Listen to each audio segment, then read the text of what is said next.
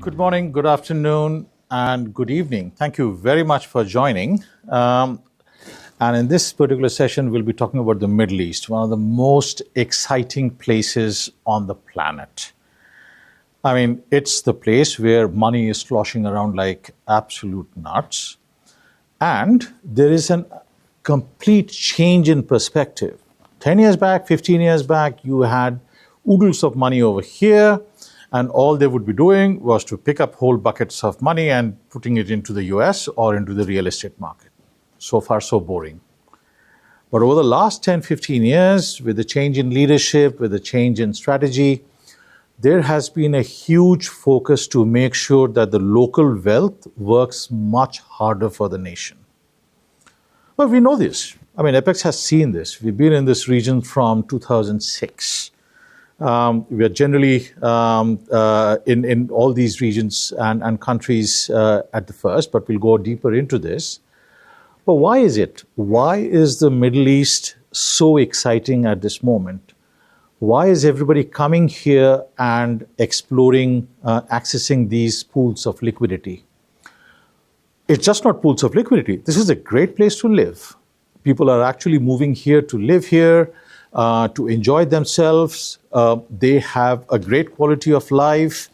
The healthcare systems are generally in the top 5, top 10. We have perhaps the safest cities in the world. This region is hopping. And what better way of understanding this particular region than to ask a couple of my colleagues. They have been here for a long time, and we are indeed blessed to have them. So I'm going to ask both my colleagues over here to give a little bit of introduction to themselves. They have been associated with Apex for some time, and they have gone through some severe changes, even in the short time that they have been here. And believe you me, their strategy for dealing with what's coming down is going to absolutely excite you. There's a reason why we put so much trust and support to these people. But let's hear it from them. Christiane, good morning. Good morning. I would love to hear your thoughts. You have been with us for about 18 months or so, and you inherited, let's say, a rather disparate set of companies and entities and countries. You came on board on the Middle East footprint when changes and all the national strategies were getting bedded down. COVID had finished. Everybody wanted to look forward to the next 5, 10 years. You had perhaps so many moving parts that you had to deal with. Would love to, I'm sure the viewers would love to hear a bit about yourself, what you did, what you inherited, what did you do, and what are your thoughts about the region? Well, to start with, I've been in the region for less than 22 years, and I've been with Apex the last 18 months. Very, very exciting. I think it's where everyone should be at the moment. Apex, as you said, started in the Middle East since 2006. It's been the first fund administrator to be approved in GIFC, the first fund admin to be approved in ADGM. We're present with ESCA. We're present in Bahrain since 2008. We've been servicing Saudi Arabia since a long time before we had the presence last year. So Apex was there. It was like one of the pillars, one of the innovators, one of the main pillars to have the financial industry in the UAE. But it was a little bit fragmented. So we were working in silos. We were very well known for our fund admin, but everyone was ignoring the fact that we are a one-stop solution provider. And this was my mission for the last 18 months, to bring Apex into the map, to map it as one-stop solution. Not only like, you come to the region, we will help you incorporate. We'll give you all the corporate services. We'll give you the compliance solutions. I'll do your fund admin. I'll give you a fund hosting platform. I'll do all your accounting, your middle office, all the way to the ESG, and all the way to help you capital raise. Okay, so I'm giving you the full circle. And I have a coherent team right now working in Dubai, in Abu Dhabi, in Saudi, and in Bahrain, working together, aligned within the same direction.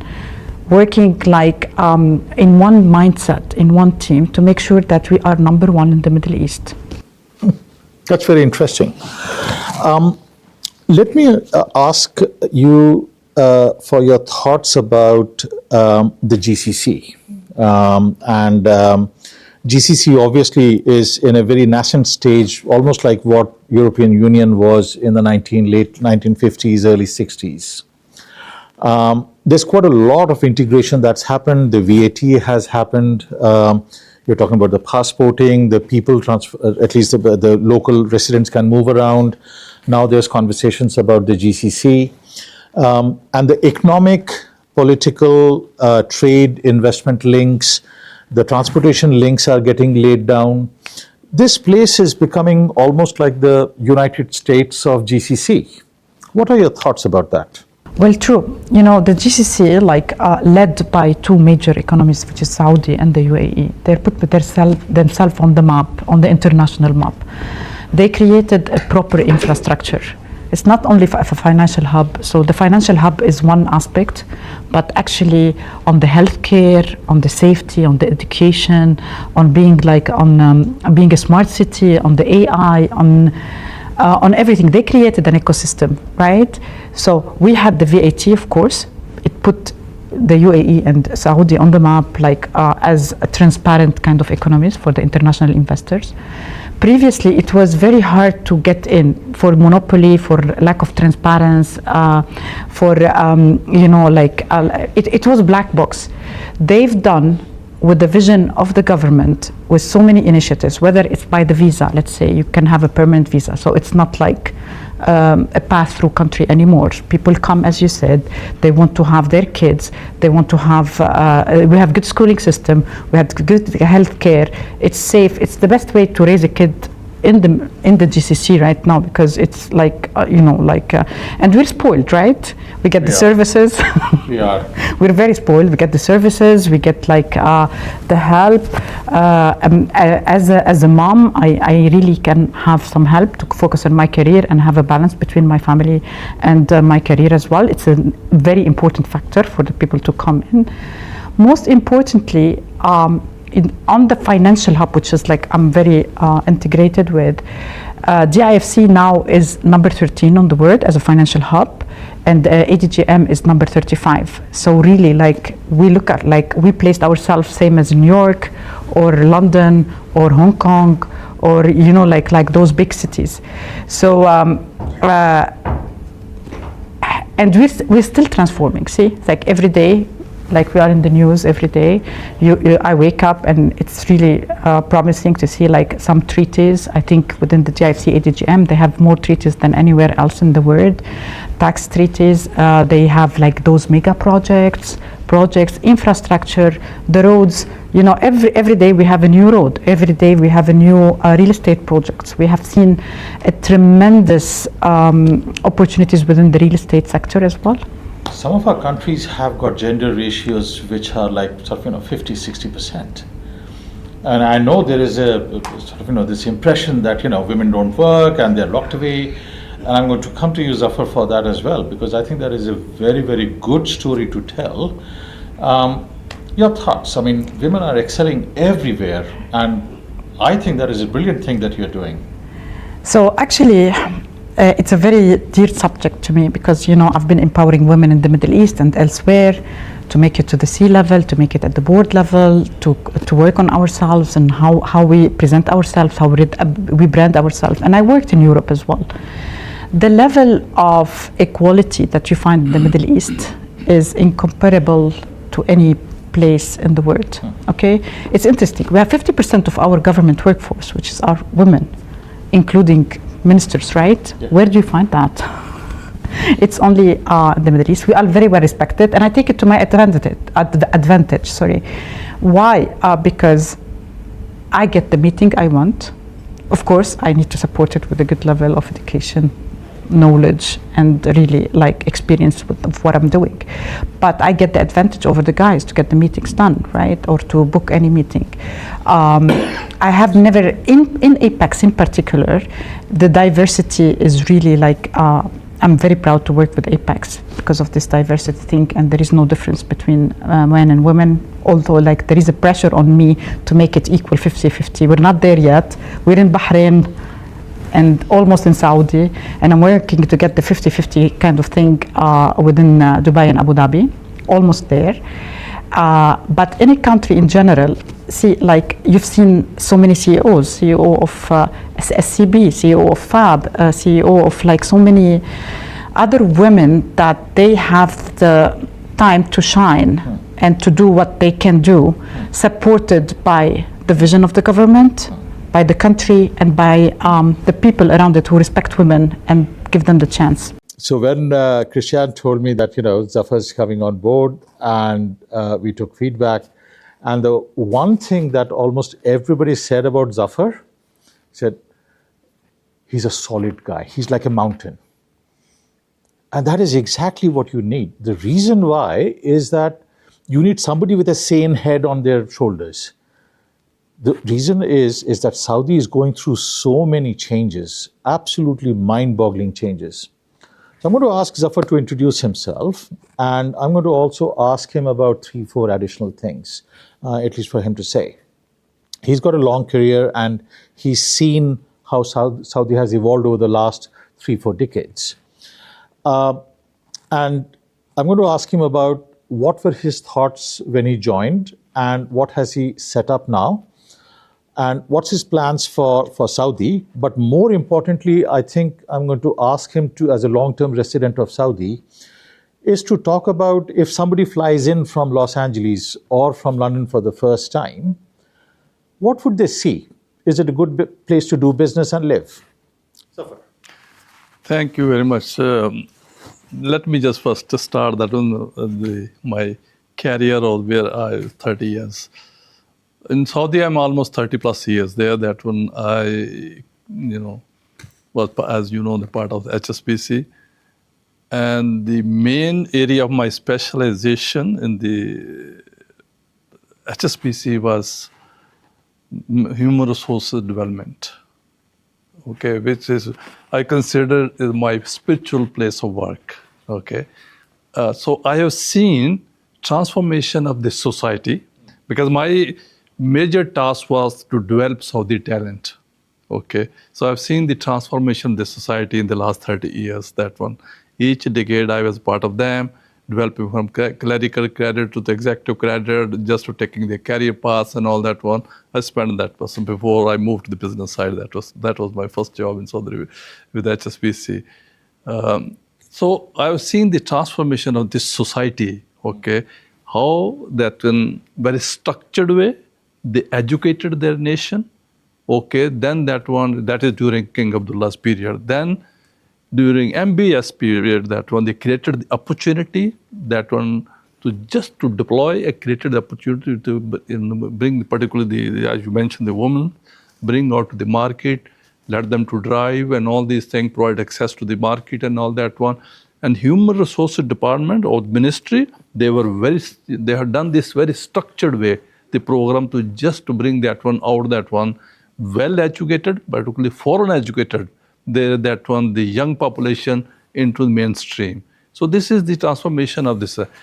And that one, particularly vision of MBS 2030, easy, not access to the financial sector or any that one, access to the country. They make such easy access to the visit visas, that one. Even if you go to the immigration of the Saudi, one of the best immigration that they must have experienced that one. Within a couple of minutes you are out, that one. They have done that one, very structured. It was very well planned, that one. Each and every ministry was given the target KPIs, okay, and they are being that one assessed by the consultants up to that level to see the ministry's performance.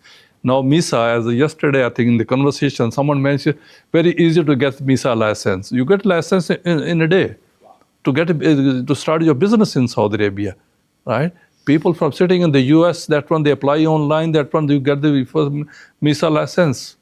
So they make that one the easy access to the market, that one. Then, of course, they created the opportunity and all that one. this 2030 giga projects, of course, that created the lot of, because it's not the government spending. It's a private sector is part of that. Foreign direct investment is part of that. Obviously, the Saudi government, that when they want one put that one all 800 billions into the infrastructure development, they provided opportunity to the private sector to come forward and just do that one. Right? Now my journey, the Apex, when this Apex, the Peter first time met me, 2023, I was done with my career. I want to enjoy my life. That I'm playing golf and all these things. And when Peter talked to me, I just have seen that one, the career heights, that when I was one of the biggest organization, chief operating officer, then I was on the S&B Capital as a consultant and everything. I've seen that one, all that was. And when he talked to me, and by all means, it was no career at this stage, age, and with all done my career and it was not the money was not the factor. Just want that one Apex, that one says I know the Apex and all that one, and they want to enter that space. Okay, I took that one challenge, that one. Although I was in a bit pause first that one, when Peter talked to me, he just without any discussion, without my CV. And he bluntly says, why don't you join us? I was in a pause, total pause. But I accepted this as a challenge because knowing the ground reality of Saudi Arabia, okay, knowing the dynamics of the society, what the needs of that one, that country is there, where I can personally, through the Apex, I can add value to that one, the whole the financial sector. This was nothing else, that one. I accepted this challenge. Because I know that one part of the HSBC, that was the first thing what we did, that one, we analyzed the market, we said that we must have our boots on ground. Okay, that was that. And that is a success story of HSBC in Saudi Arabia. They maintained very strong presence on ground. They developed local talent. They hosted their system in Saudi. Exactly the same model. When I had initial discussion with Peter, and Peter totally, I'm glad that he was convinced my argument. I told Peter, although these Apex with good parties there, they're maintaining very strong presence in Dubai, Abu Dhabi, that one. This is exactly model. I said, Peter, this is exactly model we have to replicate in Saudi Arabia, having a strong presence in Saudi Arabia. So now we have these resources, we have technology, that one is, and now the opportunity there is that one. It's a green field for Apex. Zafar, just flesh out a little bit more as to what that presence means in Saudi. What licenses, what activities can you do? Yes, yeah. We basically get the license. Of course, this is the way they have structured their license. We get that one, the managing, operating, advisory, and arranging. So we don't have any choice. You don't have to pick this one, that you have to get this bundle full 4 licenses. So that we get, although it's highly capitalized, but it was a good investment for Apex, what I believe is there. So we get our licenses, and we of course started with our fund services, which is the bread and butter of this one. I think Chris rightly, she mentioned that was, historically, this my own personal assessment of this company or that one was purely fund administrator, okay, and that focus was small to medium, the fund managers and all that one. But it's a complete package end-to-end asset servicing, okay, where this Apex. And one good thing is that was almost the same period, 18 months with Apex. It is now a region. Yeah. No more, the small pockets or the city states. I'm going to ask a very particular question, just going one level below. There are obviously 3 types of businesses that we see in the Middle East, and I'm going to ask Zafar to start with, and then Christiane to flesh it out for the rest of the region. There is obviously the domestic business. So you've got the local retail fund business, you've got the local alternative business, maybe the pension fund business. Then you've got business as a capital surplus region, where the money goes out from the region and gets invested abroad. And then you're talking about the inbound business, that people from outside might actually want to come in here and either invest locally or raise capital. So domestic, inbound, and outbound. And the governments have been very strong in saying no more suitcase banking. You have to have a presence. So if I can just ask you to add more as to if somebody is coming in from outside, your single source solution with all the 3 major licenses that you have got and a full suite of people, why are we so attractive? Well, as I mentioned, that one, there are giga projects. They're attracting the foreign direct investment. And one of the way is attract that one because what we experience in the last even 6 months, number of global real estate fund manager, they want access to the Saudi Arabia. Okay, they are talking to different projects in Saudi Arabia. So how that one to capitalize that one is through that one the launching a feeder fund. They have the master funds globally in the UK and all these things. They want to create the feeder fund to finance those projects in Saudi Arabia. And that trend is growing. That we right now, we have the number of clients they're working on this one, the real estate project, private credit, that was, just you name it, that one. Whatever the need of that one, the country, they know the dynamics, that one, they need the needs, that one. They are focused, that one. Similarly, as you mentioned rightly, like family offices and all these things, the things are changing. There's no more that one, deposit the money and that one is certain, that's it. No. The young generation, family officer, they are more dynamics, that one. They talk about that one, okay, how best they can utilize their capital, that one. They're looking that one, the overseas opportunity, where the Luxembourg, this and that one. They are not very focused. They want to just to maintain that one strong presence in Saudi Arabia, but definitely looking for the overseas opportunities also at the same time. And for that, the managers need to have a local presence. Absolutely. Well, there you go. To add one more thing, that one, this is even the Saudi government initiative, without that mentioning that one, which department is that, but will be definitely. They are encouraging the international small to medium size fund manager to come and set up their shops in Saudi Arabia, right? Obviously, they don't day one. Nobody want to go through the licensing requirement and all that one. They are jointly with them encouraging to use our Manco platform to access the market, and then down the road you can set up your own that one company in that. This is the first stepping stone. Yeah. Great.